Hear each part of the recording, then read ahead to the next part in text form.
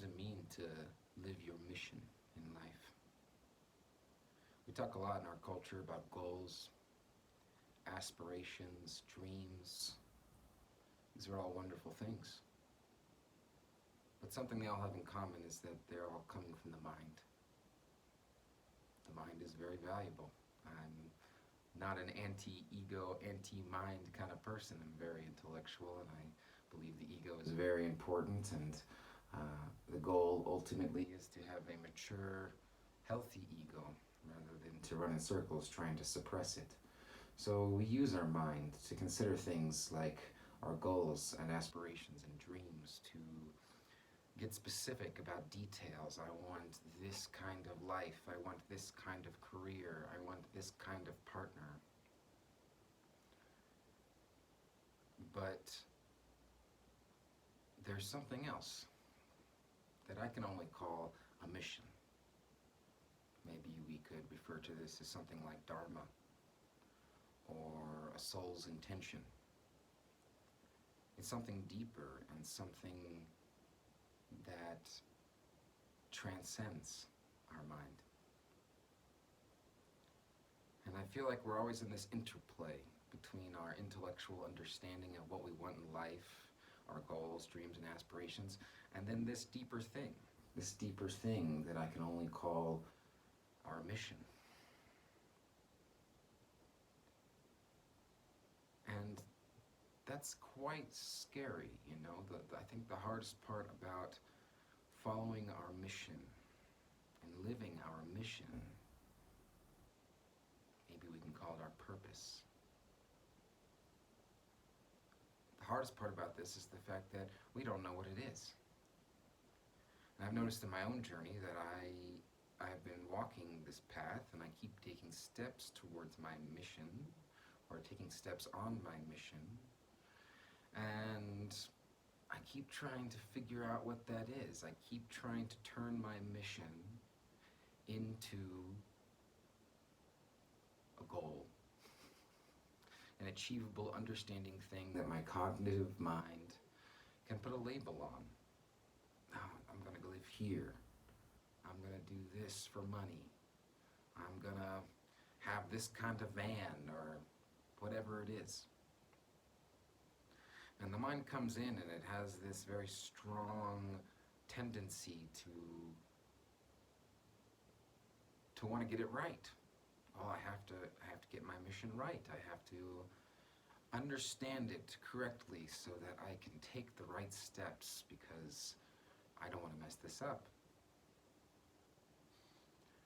But the nature of a mission is that it's not really knowable to the conscious mind, and I don't think it's really expressed in these hyper-specific ways. It's something more obtuse. It's something more built on feeling and energy and a sense of yourself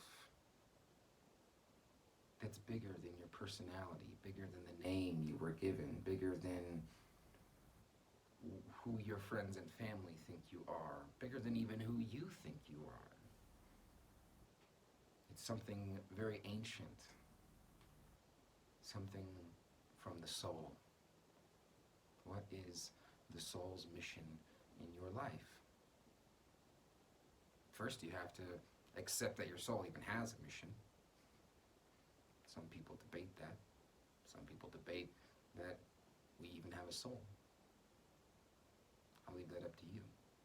But if you believe that we have a soul, and you believe that the soul comes here with some sort of a mission, the question becomes, what do we do about it? How do we navigate that? How do we honor it?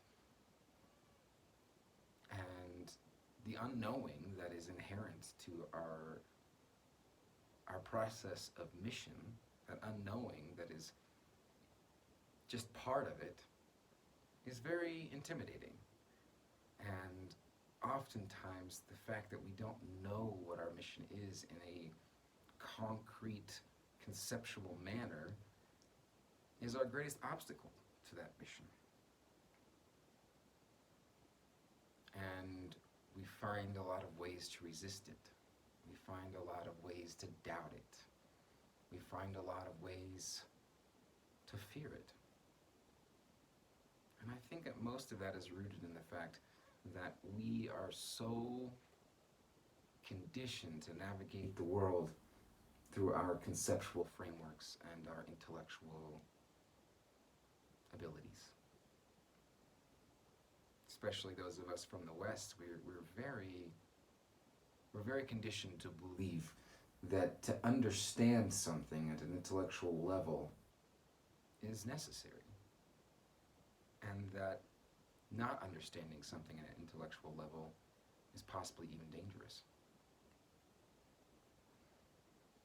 But nonetheless, those of us who feel that we have a soul's mission, we go through this process where, okay, the mind is navigating, the mind is directing, the mind is choosing, but then something opens up, something that the mind doesn't understand, something from the heart, something from the depths of our ancient being comes in and it says, no, that's not it, no, this isn't it, no, go this way, no, go that way. And the mind comes in and says, well, no, I can't go that way. I was going to go this way because this way's got the house that I said I wanted. It's got the career that I said I wanted. And this thing inside of us that we can only call the heart of our soul is speaking to us in these moments when we can listen, when we can hear it, when we can receive it. And it says, no, go that way. And that way is often quite intimidating and scary, you know.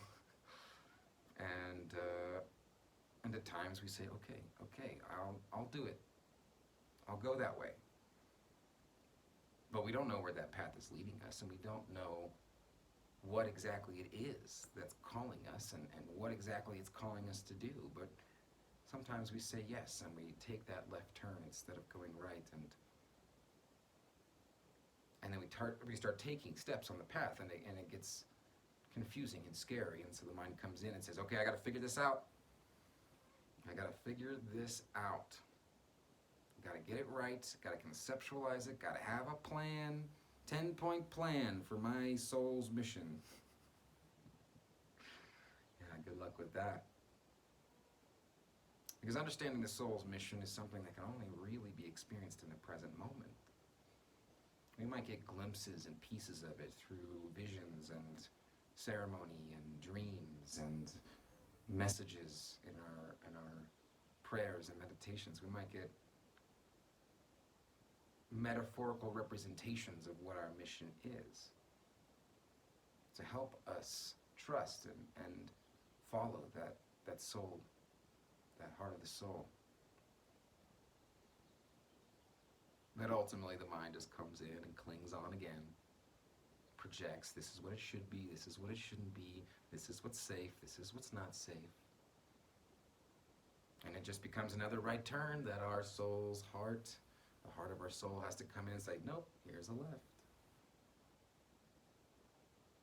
And so we're always in this dynamic back and forth between our egoic exploration of the world through intellectual and conceptual means, and then this heart, soul-based navigation of the world, where something more is speaking to us. And that interplay is very important. If we get out of balance and we focus too much on one or the other, that can become its own distortion, its own distraction.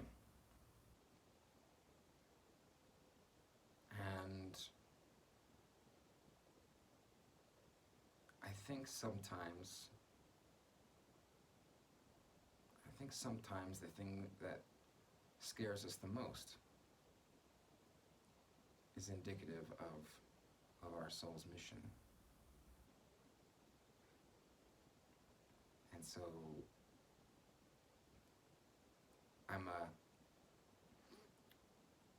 I was raised in a Christian family, and I was raised in all of these Bible verses. And I had to go through this long journey in my life of rebelling against those traditions and ridiculing those traditions and then being called back to them as a new person and to understand them in a new way.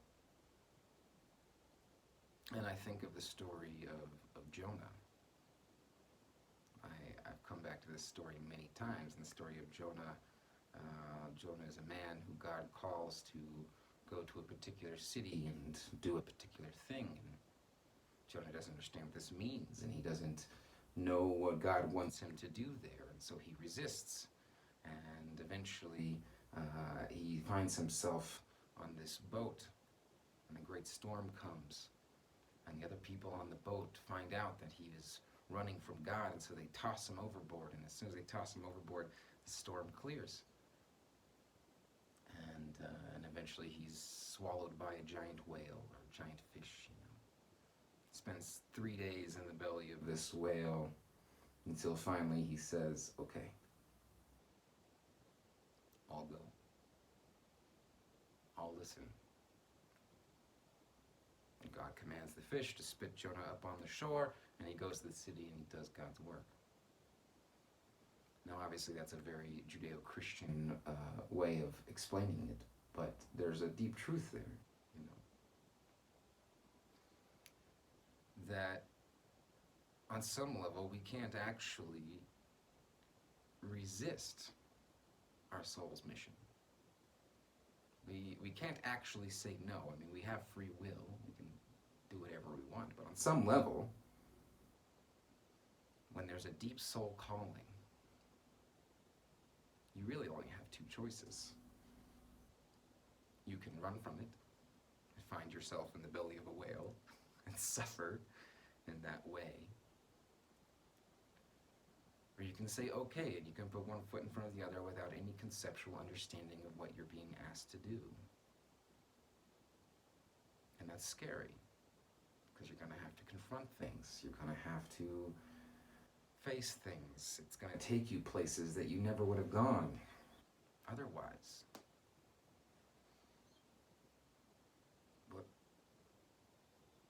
What other choice do we have? Just live our lives running from our heart, running from our mission.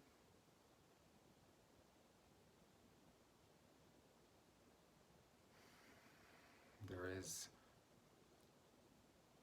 a deep act of surrender and trust that's required when we follow our heart's calling. And the mind works with specifics and plans and organization and intellectual understanding, and all of that's so important. It's so important. Those tools, those abilities, they exist for a reason. But if we live purely by the mind, which so many of us in the West do, we just find ourselves in the belly of a whale. So there is this process of surrendering and listening and trusting over and over and over again. Surrender, listen, trust. Surrender, listen, trust.